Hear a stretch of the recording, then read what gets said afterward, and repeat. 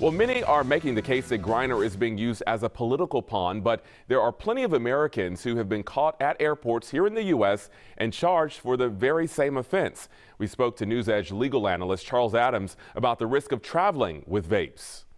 What do you make of the situation with Brittney Griner right now? Well, it's a horrible situation, and I hope they're able to secure her freedom very, very soon.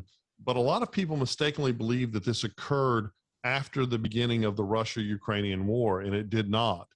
And we have a lot of outspoken politicians that are declaring that this isn't right and it shouldn't be happening.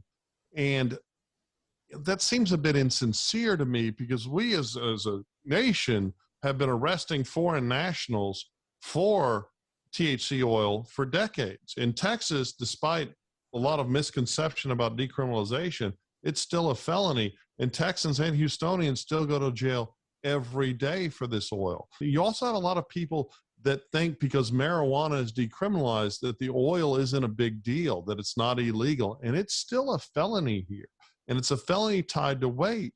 So you have kids, 17, 18, 19-year-old kids, who will make things like brownies and put THC oil in them and then get arrested with those brownies. And they are looking at the weight of the brownies, not just the oil in them, to define the charge. And you could look at life in prison just for having edibles here in Texas. And that's a frightening reality that's not getting talked about enough. Now, these vape cartridges are hugely popular, especially, as you mentioned, among a lot of young people. So what advice would you have for people who use them? And if they are planning to travel, what would you say? I'd say most certainly don't travel with them, right? And if you are going to if you travel to a state like Colorado where they're legal, you can't bring them back to Texas, because you could end up going to jail, possibly prison for them. Maybe this will start a bigger conversation about how we need to end the war on marijuana in America right now, while we simultaneously also work to free Brittney Griner, because it's scary. It's horrifying to think of her in a Russian prison while this war is going on.